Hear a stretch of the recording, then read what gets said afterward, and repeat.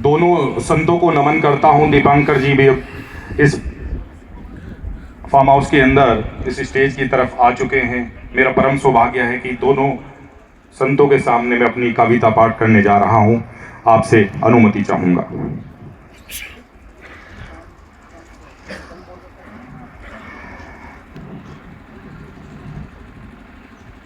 देखिए,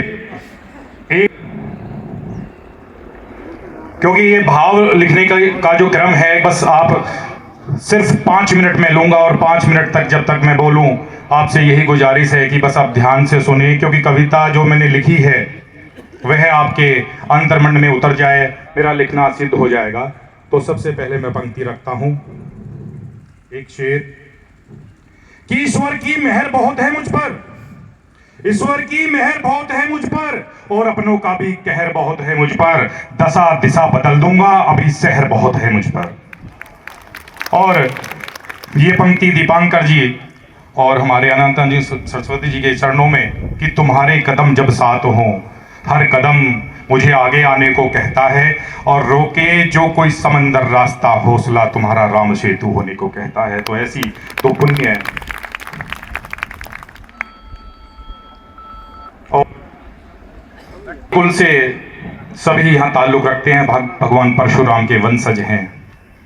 राजनीति के दौर में कई जगह हमें लोग तोड़ने की कोशिश करते हैं, तब मैंने कुछ लिखा था कि मुझे अपने सियासी सफर का सामान न समझा जाए, मुझे अपने सियासी सफर का सामान न समझा जाए। मैं त्यागी हूं ब्राह्मण कुल से अलग, मेरी पहचान न समझी जाए। अगर मैं त्यागी हूं ब्राह्मण कुल से अलग, मेरी पहचान न समझी जाए। और तिलक है माथे पर, जनेऊ है कांधे पर, अगर समझ रहे हो राम मुझे, तो मुझे फरसाधारी परशुराम भी समझा जाए।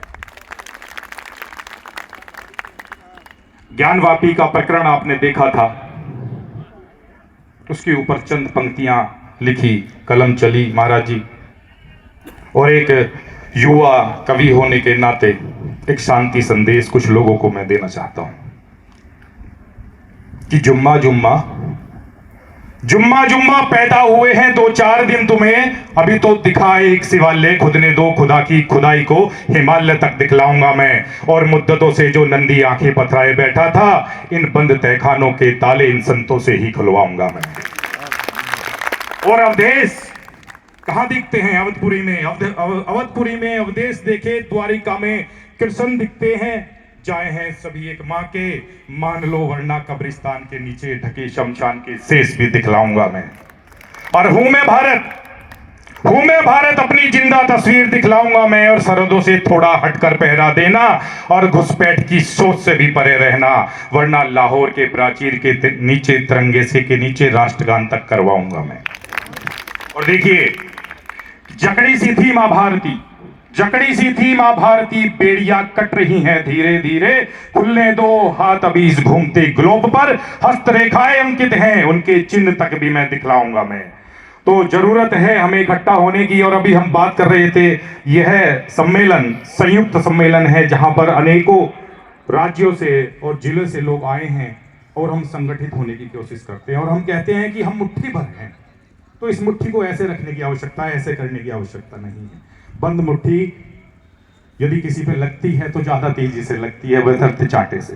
तो आवश्यकता है हमें संगठित होने की, लेकिन हमें जरूरत है जोश में लेकिन होश के साथ में रहने की, यह आवश्यकता है। और हमारे बुजुर्ग हमारी आंखें हैं, वो चलना हमें सिखाएंगे, लेकिन चलने की आवश्यकता है हम युवाओं को।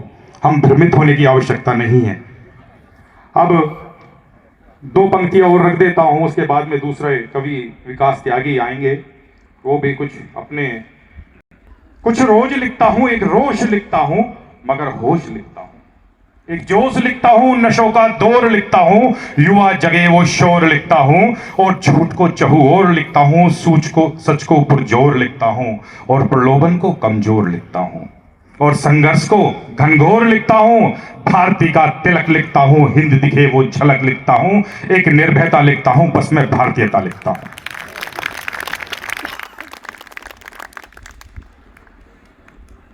एक हम लोग मान लेते हैं, तो हमें गलत फहमियां नहीं पालनी।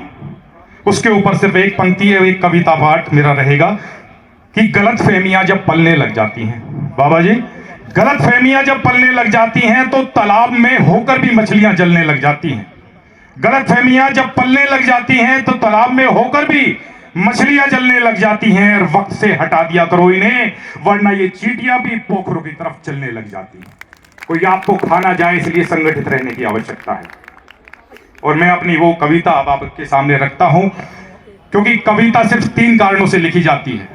या तो आप किसी की प्रशंसा कर रहे हो, या आप किसी की निंदा कर रहे हो, या प्रलोभन में हो।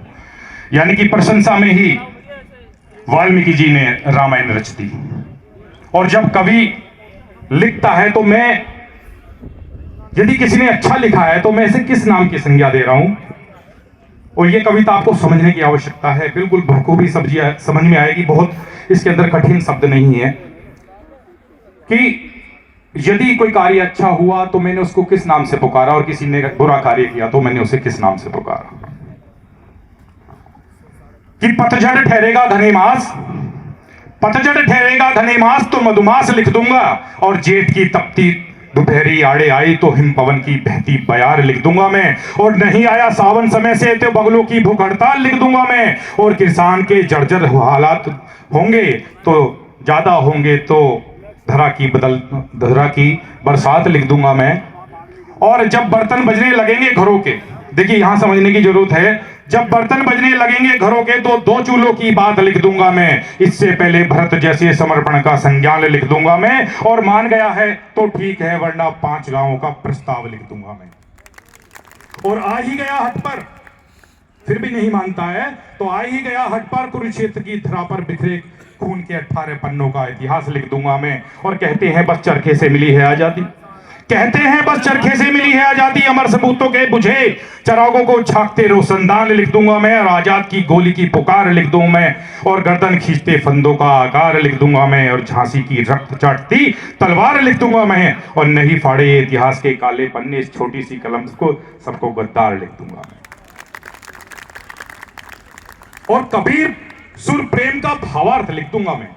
कबीर सुर प्रेम का भावार्थ लिख दूंगा मैं। अमीर खुसरो की चौपाई का सार लिख दूंगा मैं। और गालिब की प्रेम की रुबाई लिख दूंगा मैं। और कुमार के टूटे दिल की तुरपाई लिख दूंगा मैं। और नीरज प्रेम को सा प्रेम लिख दूंगा मैं। और दिलों में छपी छपाई लिख दूंगा मैं। सुरेंद्र की गुदगुदाती पेटों की हंसाई लिख दूंगा मैं। और आई तनिक भी काली बदरी उजाला करती दिनकर की पंक्तियों का एक वार लिख दूंगा मैं। और रहो हदों में सरहदों में अपनी मन में उठती हिलोर के शोर से, आंखों के अंगार से पवार की तलवार का एक वार लिख दूंगा मैं। और गोरी के माथे को ठोकता पृथ्वीराज लिख दूंगा मैं। गोरी के माथे को ठोकता पृथ्वीराज लिख दूंगा मैं। और अपने ही कब्र खोदते जयचंदो जैसों का राज लिख दूंगा मैं। लाल किले से उठती फिर किसी दामोदर की आवाज लिख दूंगा मैं। देश को जगा रहा वो आगाज लिख दूंगा मैं। आओ भीग न जाए पर्वत के नीचे, कन्हैया जैसा अवतार आज लिख दूंगा मैं। और लिखने को तो सिंहासन तेरे नाम लिख दूंगा मैं। बैठ तो सही सत्य तुला पर, इंद्रप्रस्थ का धर्मराज तक लिख दूंगा मैं। और भ्रांतियां मत करना, अगर लिख सकता हूं राम में तो फरसाधारी परशुराम लिख दूंगा मैं। सभी को बहुत बहुत धन्यवाद, आपने इतनी शालीनता से सुना। अब इस कार्यक्रम की रूपरेखा आगे बढ़ाने के लिए